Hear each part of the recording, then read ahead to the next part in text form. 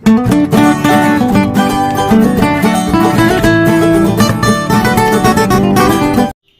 Hello students, एक बार आपका फिर से स्वागत है। तो हम आपके लिए क्लास 12 के लिए जितने भी सारे इंपॉर्टेंट टॉपिक एग्जाम के लिए वो सारे टॉपिक वाइज टॉपिक आपको क्लियर करते हैं। और बाकी अगर आप हमको फॉलो करते हैं तो आपके लिए क्लास 12 के लिए बहुत ही इंपॉर्टेंट सारी चीज़ें होने वाली हैं। अगर आप अच्छे से पढ़ते हैं तो कम से मुझे अभी भी आइडिया है कि अगर 2 महीने बचे हैं तो आप 80+ % फिजिक्स में गेन कर सकते हैं बेशक इजीली। तो आज हम शुरू करते हैं लेसन फर्स्ट कूलॉम्स लॉ वाला। उसमें जो भी इंपॉर्टेंट एडिशन है वो हम आपको लेके चलते हैं। तो सबसे पहले बात करते हैं इलेक्ट्रिक डाइपोल की। ठीक है, हिंदी में कहते हैं इसको वैद्युत द्विध्रुव इलेक्ट्रिक डाइपोल। इसकी बात कर रहे हैं हम इलेक्ट्रिक डाइपोल की। ठीक है, इलेक्ट्रिक डाइपोल हिंदी में कहते हैं इसको क्या, वैद्युत द्विध्रुव। तो नाम से ही पता चल रहा है कि यहाँ पर 2 किनारों की बात हो रही है। डाइपोल का मतलब 2 किनारे। तो क्या होता है डाइपोल, देखिए इजीली डेफिनेशन याद रखिएगा। व्हेन इक्वल का मतलब यहाँ Q है तो यहाँ भी Q होगा। अगर यहाँ 2 कूलम तो यहाँ भी 2 coulomb. When equal and opposite का मतलब क्या, एक प्लस तो दूसरा क्या होना चाहिए minus. When equal and opposite charge are placed at a small separation, so this type of arrangement is called electric dipole. समझ पा रहे ना क्या है इलेक्ट्रिक डाइपोल। इसके डेफिनेशन की बात करें तो क्या है, व्हेन इक्वल का मतलब मैग्नीट्यूड इक्वल होना चाहिए एंड अपोजिट का मतलब क्या, एक प्लस तो दूसरा क्या होना चाहिए माइनस। इधर माइनस है तो उधर प्लस है, उससे कोई दिक्कत नहीं। ठीक, when equal and opposite charges are placed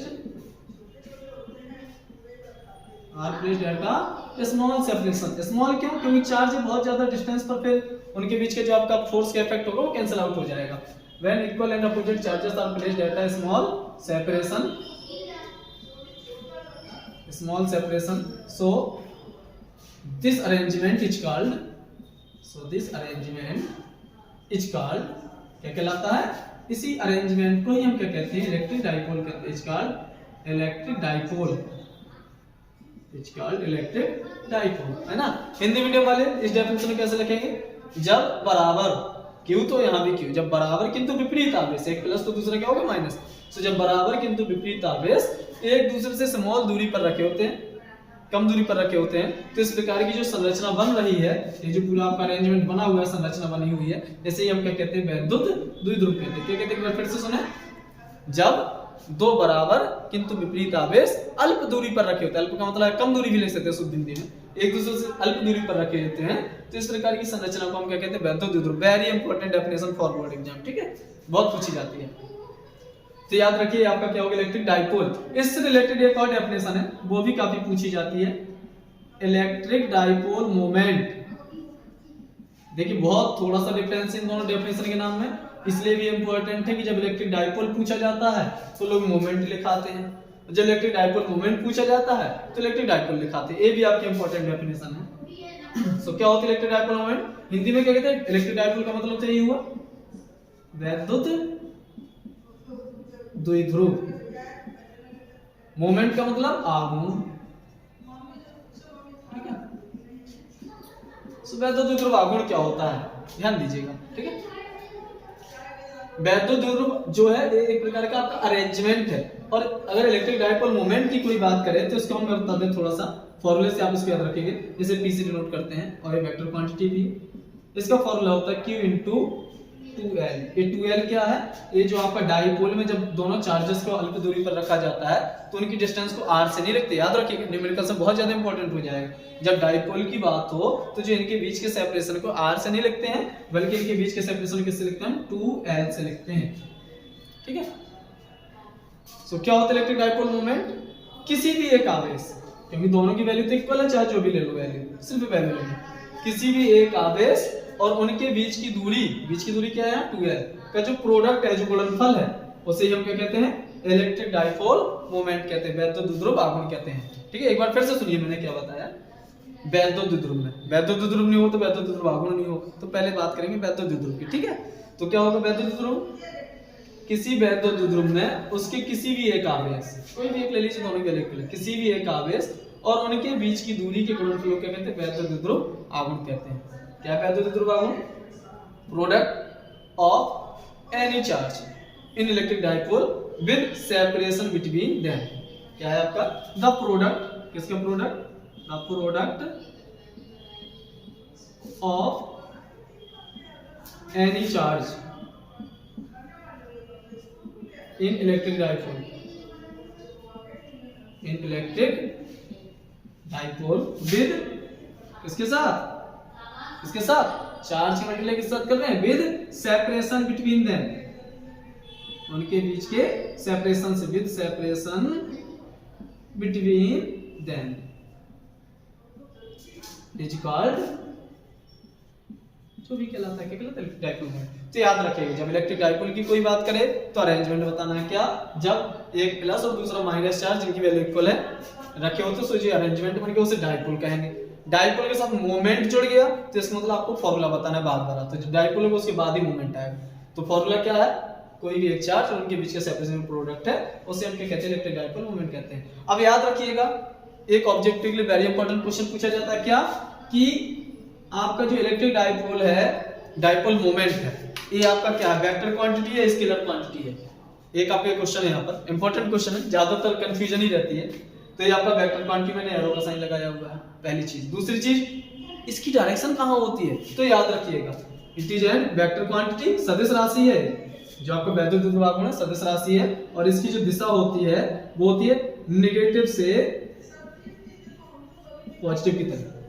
positive से नेगेटिव नहीं, इलेक्ट्रिक फील्ड की डायरेक्शन होती है प्लस से माइनस की ओर, लेकिन अगर आप इलेक्ट्रिक डाइपोल मोमेंट की बात करें तो इसकी डायरेक्शन कहाँ होगी? Negative to positive. याद रखिएगा ऑब्जेक्टिव क्वेश्चन के लिए वेरी इंपॉर्टेंट, कि जो आपके इलेक्ट्रिक डाइपोल मोमेंट की जो डायरेक्शन होती है वो कहां से होती है? नेगेटिव टू पॉजिटिव होती है। क्लियर? बस अगर इसकी कोई यूनिट आपसे पूछ ले तो यूनिट क्या हो जाएगी? ये क्या हो जाएगी? फॉर्मूला देखो, चार्ज की यूनिट क्या होती है? कूलॉम, और 2L क्या है? अब 2 मीटर ना लिख देना, है तो एक प्रकार की डिस्टेंस ही, बस मजबूरी इसकी है कि हम 2L से लिखेंगे। तो कूलॉम और एक प्रकार की डिस्टेंस, डिस्टेंस की यूनिट क्या? मीटर। ठीक है, कूलॉम मीटर। डायमेंशन अगर निकालने के लिए आ जाए, और मैं बता दूं डायमेंशन अभी ना मत कहना कि आप क्लास 11th का सर, ये तो सिलेबस है। डायमेंशन आपका क्लास 11th में था, लेकिन यहाँ पर डायमेंशन खुद पूछे जाते हैं। मैं आपको एक इंपॉर्टेंट डायमेंशन अभी और बताने वाला हूँ। डायमेंशन क्या हो जाएगी इसकी? चार्ज की डायमेंशन क्या होती है? AT, और डिस्टेंस की डायमेंशन क्या होती है? L। ATI लिख दीजिए, ALT लिख दीजिए, वो आपकी मर्जी है। ठीक है, तो इस तरीके से इसकी हमने डायमेंशन निकाल दी। ठीक, अच्छा अब हमें निकालना है इनके लिए डेरिवेशन। इलेक्ट्रिक डाइपोल की एक्सिस पर आपका इलेक्ट्रिक फील्ड पूछा जाता है, और इलेक्ट्रिक डाइपोल की ट्रांसवर्स डायरेक्शन में, ठीक है, इक्वेटोरियल प्लेन भी उसी को कहते हैं, वहां पर भी आपको क्या निकालनी होती है? इलेक्ट्रिक फील्ड की इंटेंसिटी निकालनी। तो कैसे निकालते हैं वो देखिएगा, 5 नंबर डायरेक्शन आता है यूपी बोर्ड में।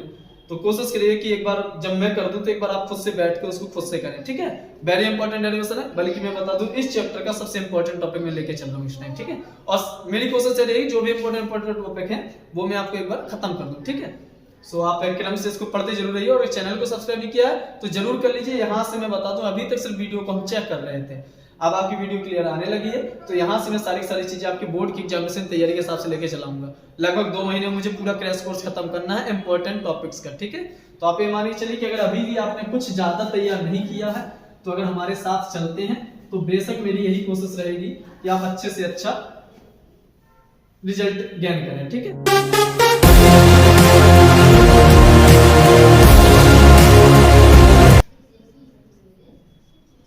Electric field intensity, electric field intensity,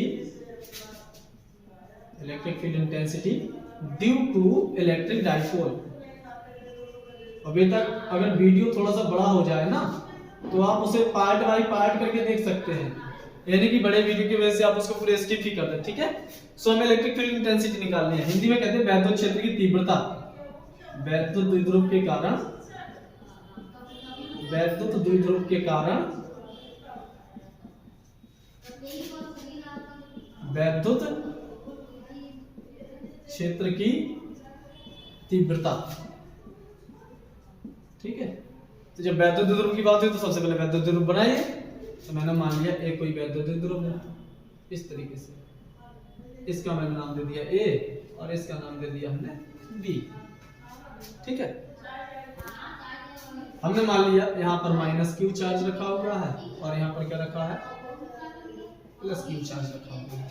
ठीक, अच्छा इलेक्ट्रिक डाइपोल है तो इसकी बीच की डिस्टेंस किससे लिखेंगे, देखिए ध्यान से सुनिएगा, मैं इसको काफी आराम से समझाने वाला हूं क्योंकि इंपॉर्टेंट टॉपिक है, ठीक है। तो मैंने मान लिया इसके बीच की डिस्टेंस, मान क्या लिया, ये लिखना ही है, इनके बीच की डिस्टेंस हमेशा आर कुछ नहीं, क्या लेना है हमेशा, डाइपोल की बात है तो क्या लेंगे हमेशा डिस्टेंस 2l लेंगे। Good, very good. अब हमें देखिए दो केसेस में निकालना है, एक तो निकालना होता है डाइपोल की एक्सिस पर, ये डाइपोल है तो या तो इधर की ओर ए एक्सिस कहलाएगा या इधर ए एक्सिस कहलाएगा, या तो आपके एक्सिस पर निकाल के जाएगा इलेक्ट्रिक फील्ड। एक्सिस के कई सारे नाम हैं, आप नाम याद रख लीजिएगा, लॉन्गिट्यूडनल का है तब भी एक्सिस पर ही निकालना है, ठीक है। हिंदी में इसी को अनुदैर्ध्य स्थिति भी कहते हैं, अक्षीय स्थिति कहते हैं, ठीक है। तो अगर अक्षीय स्थिति अनुदैर्ध्य स्थिति की बात करें यानी एक्सिस पर या लॉन्गिट्यूडनल डायरेक्शन, तो आपको इसी लाइन पर निकालना है, मैं जो पहले करने वाला हूं, ठीक है। और अगर कहते हैं इन ट्रांसवर्स डायरेक्शन, तो ट्रांसवर्स का नाम सबसे पहले पता आपने कहां सुना था, वेव में सुना था। इस तरह की जो वेव होती है इस लाइन के परपेंडिकुलर डायरेक्शन जो वाइब्रेट होती है उन्हें क्या कहते हैं, ट्रांसवर्स वेव कहते हैं। ट्रांसवर्स का मतलब है इसके ऊपर या नीचे इलेक्ट्रिक फील्ड निकालना है, तो वो क्या कहलाएगी आपकी ट्रांसवर्स डायरेक्शन, क्या हो जाएगा वो ट्रांसवर्स डायरेक्शन हो जाएगा, ठीक है। हिंदी में कहते हैं अनुप्रस्थ स्थिति में, अगर ऊपर या नीचे निकालने के लिए कहे तो क्या हो जाएगा वो अनुप्रस्थ स्थिति। तो हम पहले निकालने वाले हैं कहां, अनुदैर्ध्य स्थिति में कहा है या अक्षीय स्थिति में, क्या बात है कि अनुदैर्ध्य या अक्षीय स्थिति में वैद्युत क्षेत्र की तीव्रता, अक्षीय स्थिति में वैद्युत क्षेत्र की तीव्रता, ठीक है, इन लॉन्गिट्यूडनल डायरेक्शन, लॉन्गिट्यूडनल डायरेक्शन, हमें लॉन्गिट्यूडनल डायरेक्शन क्या निकालना, इलेक्ट्रिक फील्ड निकालना है, ठीक। तो मान लेते हैं कि इसकी एक्स एक्स पर इधर कोई पॉइंट P है, यहां हम इलेक्ट्रिक फील्ड निकालने वाले हैं, दिख रहा है। तो हमें यहां पर आपका क्या निकालना है, इलेक्ट्रिक फील्ड निकालनी है पॉइंट P पर, एक्सिस पर मान लिया, कितनी डिस्टेंस पर है, तो मान लीजिए यहां भाई अब कहां से डिस्टेंस ले, B से ले या A से ले, दोनों बातें गलत होंगी, इसके बीचों बीच से डिस्टेंस मान लीजिए, मान लीजिए इसके बीच में कोई पॉइंट O है, यहां से R डिस्टेंस पर एक पॉइंट P है, जहां पर हमें क्या निकालनी है, इलेक्ट्रिक फील्ड की इंटेंसिटी निकालनी है। कहां पर है P, एक्सिस पर है, कहां से, मिड पॉइंट से R डिस्टेंस पर, ठीक। इलेक्ट्रिक फील्ड निकालनी है वहां पर। दो बातें आप थोड़ा सा याद रखिएगा, जब भी इलेक्ट्रिक फील्ड या फोर्स की वैल्यू निकालते हैं और चार्ज आपके एक या दो से ज्यादा हो जाए तो वहां पर चार्ज का साइन यूज नहीं करते, चाहे प्लस हो चाहे माइनस हो, फॉर्मूले अप्लाई करेंगे तो चार्ज का कोई साइन यूज नहीं करेंगे, बस डायरेक्शन के यूज करेंगे, ठीक है। प्लस की वजह से हमेशा दूर लिया जाता, माइनस की वजह से हमेशा क्या लिया जाता, पास लिया जाता, ठीक है।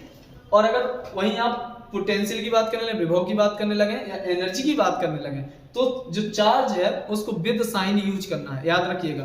यहाँ पर देखिए चार चीजें हैं कम से कम, एक तो आपका सबसे पहले बात आता है इलेक्ट्रिक फोर्स, कूलॉम ने बताया था, आपको पता है क्या होता है फोर्स की फॉर्मूला, यहाँ पर और क्या था 1/4πε0 Q1 Q2/r², ये था। और यहाँ पर बता दूं, यहाँ ये जो ε0 है ये अपने आप में 1 मार्क्स है, ये आपका 1 मार्क्स है, हर साल पूछा जाता है, हर साल कोई भी साल का आप एग्जाम पेपर उठा लीजिए, हर साल ε0 की आती है, यूनिट पूछी जाती है, डायमेंशन पूछी जाती है, ठीक है। अब मैं थोड़ी देर उसको डिस्कस करने वाला हूं। दूसरा आपका क्या होता है, इलेक्ट्रिक फील्ड होता है। तो इलेक्ट्रिक फील्ड का फॉर्मूला क्या होता है, 1/4πε0, एक चार्ज कम हो जाता है, एक ही चार्ज की वजह से इलेक्ट्रिक फील्ड निकलती है। दूसरा आ जाता है आपका एनर्जी आ जाती है, तो एनर्जी में क्या होता है, एक आर कम हो जाता है फोर्स के रिस्पेक्ट में, इसी फॉर्मूले से Q1 Q2 तो रहेगा लेकिन इसमें एक क्या आ जाएगा, एक आर हो जाएगा, सब में आर स्क्वायर, इसके पास एक आर कम, इलेक्ट्रिक फील्ड में Q कम। पोटेंशियल में दोनों ही बातें कम हो जाती है, ऐसे क्रम से आप फॉर्मूला याद रखिएगा, Q/R हो जाएगा, इस तरीके से चार फॉर्मूले थे, ठीक है। तो जब जब एनर्जी और पोटेंशियल की बात हो तो जो आपको चार्ज को जो यूज करना है वो विद साइन यूज करना है, देखिए मैं बता दूं न्यूमेरिकल से चाहे जो भी हो। और जब जब इलेक्ट्रिक फील्ड और फोर्स की बात हो तो यहाँ पर चार्ज का साइन यूज नहीं करते हैं फॉर्मूले में, केवल और केवल आपको डायरेक्शन चेक करनी होती है, ठीक है, इसको याद रखिएगा, ठीक है। तो मैं इसको आगे बढ़ता हूँ, ε0 को भी कभी पेंडिंग में बात करते हैं, जब आप लोग थोड़ा सा इंटरेस्ट दिखाने लगेंगे तब सारी बातें करने लगेंगे, फिलहाल आप इस डायरेक्शन की बात करते हैं। तो हमें इसकी वजह से क्या निकालना, P पॉइंट में इलेक्ट्रिक फील्ड निकालनी है। तो यहाँ पर दो चार्ज हैं, A पर एक चार्ज है और दूसरा चार्ज कौन है, B पर है, ठीक। दोनों की वजह से इलेक्ट्रिक फील्ड निकालिए और दोनों की डायरेक्शन देख लीजिए, उसके साथ सॉल्व कर लीजिए। तो मैंने अभी भी थोड़ी देर पहले बताया माइनस की वजह से हमेशा इलेक्ट्रिक फील्ड की ली जाती है, माइनस की तरफ ली जाती है। जो इलेक्ट्रिक फील्ड होती है हमेशा प्लस से माइनस की तरफ होती है। तो माइनस के लिए ए पर है ना, तो माइनस की इलेक्ट्रिक फील्ड माइनस की तरफ हो जाएगी ए पर माइनस है तो मैंने उसकी इलेक्ट्रिक फील्ड को ई ए से लिख दिया, और इसकी डायरेक्शन कहाँ होगी हमेशा माइनस की तरफ। ये डायरेक्शन आपको निकालना आना चाहिए। जब प्लस की बात करेंगे तो प्लस के लिए इलेक्ट्रिक फील्ड क्या हो जाएगी, यहाँ बी लिखा ना, तो इसके लिए इलेक्ट्रिक फील्ड में लिख दिया ई बी है। डायरेक्शन कहाँ रहेगी, प्लस से हमेशा दूर जाती है। जिस पॉइंट पर बात करें उसके लिए देखेंगे प्लस के रिस्पेक्ट में हमेशा दूर जाना है, और माइनस के रिस्पेक्ट में हमेशा माइनस की तरफ आना है। तो आप देख पा रहे हैं ई इधर और ई बी उधर है, यानी जो भी रिजल्टेंट इलेक्ट्रिक फील्ड आ जाएगी ई, वो क्या हो जाएगा, दोनों का माइनस हो जाएगा। भाई दोनों अपोजिट डायरेक्शन में ना, और इलेक्ट्रिक फील्ड वेक्टर क्वांटिटी है, और जब वेक्टर क्वांटिटी है डायरेक्शन अपोजिट है, तो जो रिजल्टेंट इलेक्ट्रिक फील्ड हो जाएगी, रिजल्टेंट इलेक्ट्रिक फील्ड हिंदी में कहेंगे परिणामी वैद्युत क्षेत्र की तीव्रता बिंदु P पर, resultant electric field at point P क्या हो जाएगा, ई बराबर, अब भाई पास में बी है ना तो इसकी वजह से ज्यादा होगा, तो इसको मैं पहले लिख ले रहा हूँ ई बी माइनस ई ए। ठीक है भाई, कोई फर्क नहीं पड़ता, आप आगे पीछे लिख सकते हैं, थोड़ा लास्ट में साइन आ जाए उससे कोई बात नहीं। ये ई बी आ गया और ई ए आया गया। अब आप कह रहे हैं सर ई बी और ई ए की वैल्यू बता दीजिए, तो फिर इसको कैलकुलेट करने में कोई दिक्कत नहीं है। तो बस अब आपको जरूरी है कि आप ई बी और ई ए की वैल्यू पता कर लें। ठीक है, तो इसको मैं इक्वेशन 1 बना के छोड़ देता हूँ, और ई बी और ई ए के बारे में थोड़ा सोचते हैं। तो सिंस ई बी बराबर क्या हो जाएगा, 1/4 पाई एप्सिलॉन नॉट, क्या क्यू भी लिख दूं, क्यू भी लिखने की जरूरत नहीं है, दोनों जगह क्यू है। मैंने बताया साइन यूज नहीं करना, साइन किया अपने यूज कर लिया, डायरेक्शन देख ली ना। यहाँ पर इलेक्ट्रिक फील्ड ऑफ फोर्स फिर से रिपीट कर रहा हूँ, केवल साइन की वजह से डायरेक्शन देखनी है, साइन का यूज नहीं करते फॉर्मूले में। ठीक, तो तुमने कहा सर ठीक माइनस साइन यूज नहीं करेंगे, प्लस साइन यूज करेंगे, फिर क्या क्यू ए क्यू बी लिखते हैं, क्यों लिखोगे अलग अलग नाम, दोनों के लिए चार्ज की वैल्यू क्या है, इक्वल है, तो क्या लिखोगे, केवल क्यू लिख दोगे। हाँ, डिस्टेंस जरूर तुम्हें देखनी है, डिस्टेंस कहाँ से देखनी है, बी से, बी की वजह से निकाला इलेक्ट्रिक फील्ड, तो बी से कहाँ तक, पी तक, और क्या होता है फॉर्मूला आर स्क्वायर, ये तो होता है। अभी मैंने बताया था इलेक्ट्रिक फील्ड का फॉर्मूला, पीछे चाहे तो आप स्किप करके देख लीजिए, 1/4 naught Q upon R square. तो क्यू तो क्यू रहेगा, अलग अलग है नहीं, बस आर कौन सा हो जाएगा, बी से लेकर पी तक के लिए। और मुझे अब बी से लेकर पी तक की डिस्टेंस बताएं आप कितनी होगी। अच्छा, ये पूरी कितनी है, 2l, तो ये क्या हो गया l, यहाँ तक मिड पॉइंट तक, और इधर भी क्या हो गया l। ठीक, अगर यहाँ से आप P तक जाएंगे तो कितना है पूरा डिस्टेंस r, लेकिन मुझे तो B से P तक जाना है ना, यानी मैंने इतना डिस्काउंट दे दिया, l नहीं तो नहीं चलना। अगर O से चलते P तक तो आपका क्या आता, r आता। ठीक है, लेकिन आपको O से नहीं चलना, आपको कहाँ चलना, B से, तो B से P तक की डिस्टेंस क्या हो जाएगी, B से P तक की डिस्टेंस क्या हो जाएगी, O से थी आपकी L, R, यहाँ से यहाँ तक R थी, लेकिन मुझे इतनी डिस्टेंस क्या कर देना है, R से कम कर देना है। तो आपका क्या हो जाएगा, जो आपका R है B से लेकर P तक, वो क्या हो जाएगा, टोटल डिस्टेंस R थी, लेकिन L डिस्टेंस क्या कर देंगे, कम कर देंगे। समझ पा रहे ना, सिंपल सी बात है इसकी। देखिए एक बात थोड़ा सा ध्यान भी रखिए, क्योंकि यही यहाँ पर दिक्कत होती है सबसे पहले डिस्टेंस में। यहाँ से टोटल डिस्टेंस R, तो मैंने कहा सर B से लेना, तो मैंने कहा इतनी डिस्टेंस आप कम कर दीजिए, तो क्या हो जाएगा R में से L का डिस्काउंट, तो कितना हो गया, R माइनस L, वैल्यू ये आपका हो गया। EB कितना आ जाएगा आपका, EB आ जाएगा 1/4 पाई s। बस इतनी सी बात को समझ लीजिए, बाकी इसके बाद डायरेक्शन अपने आप सॉल्व हो जाना है। क्या हो जाएगा, R माइनस L का होल स्क्वायर। इसी प्रकार EA की वजह से निकालिए, अगेन सिंस EA कितना हो जाएगा, फॉर्मूले में कोई चेंज नहीं होगा, 1/4 pi epsilon not Q upon R, कौन सा लेंगे, A से लेकर भाई P तक का क्या स्क्वायर होता है। अब मुझे बताइए A से P तक की कितनी हो जाएगी वैल्यू।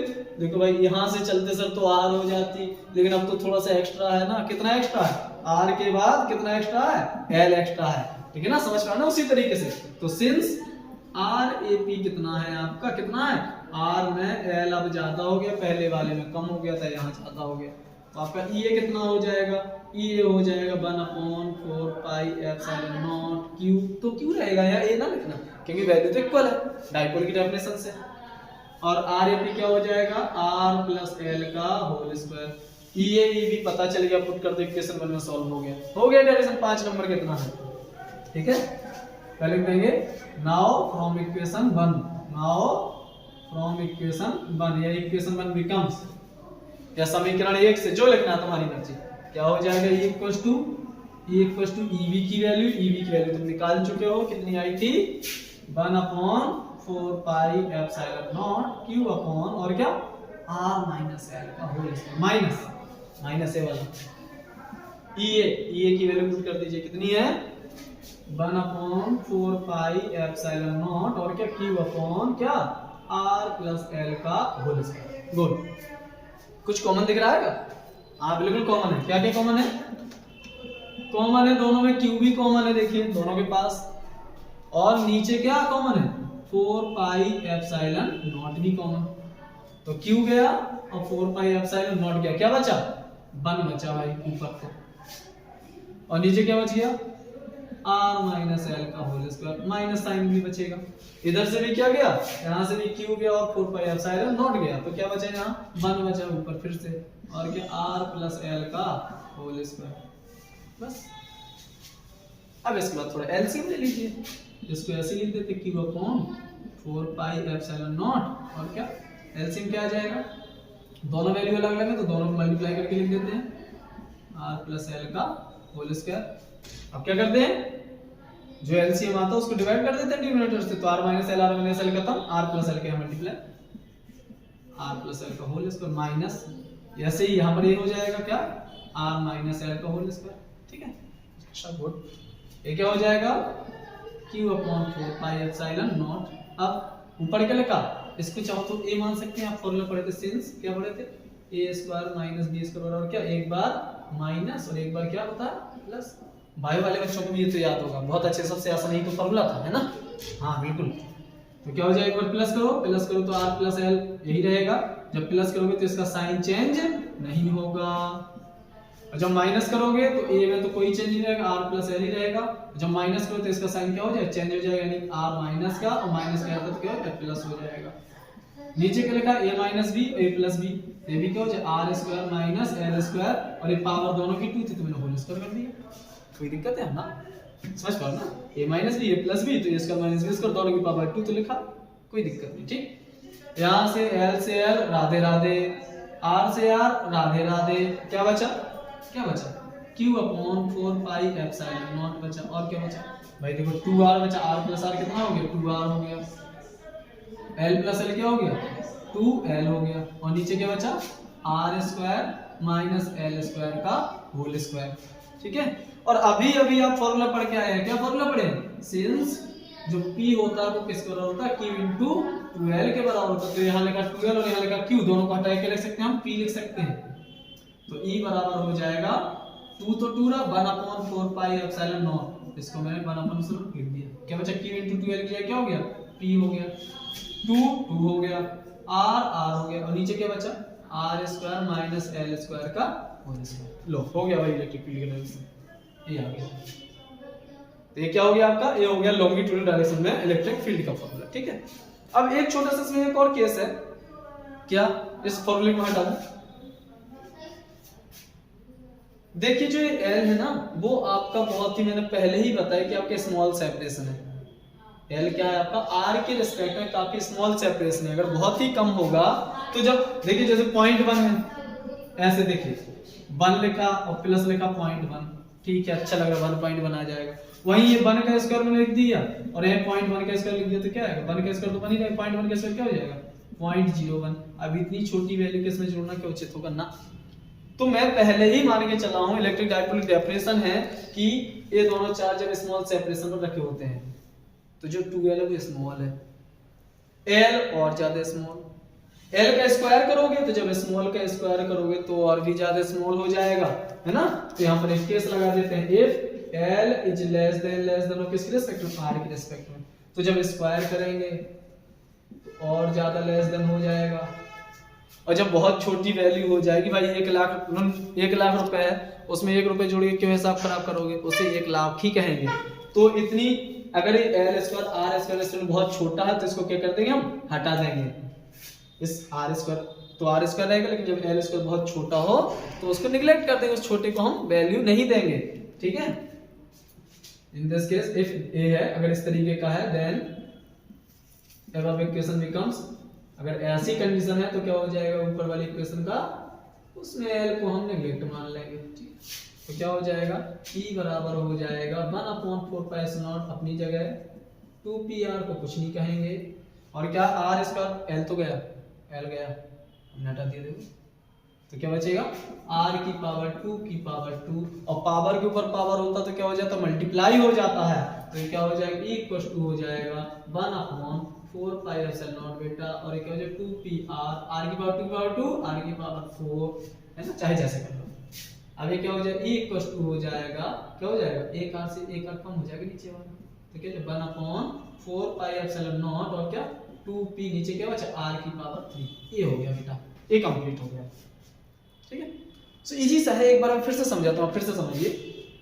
सबसे पहले मैं देखिए यार, जो मैंने बताया मैं पूरा बताता हूँ, आज के लिए इतना ही रखते हैं फिर, ठीक है। सबसे पहले हमने बताया इलेक्ट्रिक डाइपोल क्या होता है, डाइपोल जिसमें दो चार्ज हो, कैसे, इक्वल एंड अपोजिट, सिंपल, ठीक। फिर उसके बाद हमने क्या बताया, उसके बाद हमने बताया इलेक्ट्रिक डाइपोल मोमेंट क्या होता है। इंपॉर्टेंट डेफिनेशन इसलिए है क्योंकि दोनों लगभग सिमिलर हैं, और जो भी स्टूडेंट है वो आपके आगे पीछे लिख देते हैं, उसमें दूसरे को लिखाएंगे, दूसरे में पहले को लिखाएंगे। डाइपोल मोमेंट एक फॉर्मूला है, फॉर्मूला ये देखो, ये लिखा मैंने यहाँ, किसी भी एक चार्ज के दोनों चार्ज इक्वल होते हैं, उनके बीच की डिस्टेंस से जो प्रोडक्ट है उसे क्या कहते हैं, डाइपोल मोमेंट, हिंदी में कहते हैं वैद्युत द्विध्रुव आघूर्ण। किसी भी एक आवेश और उनके बीच की दूरी के गुणनफल को क्या कहते हैं, वैद्युत द्विध्रुव आघूर्ण। मैंने दो डेफिनेशन बताया।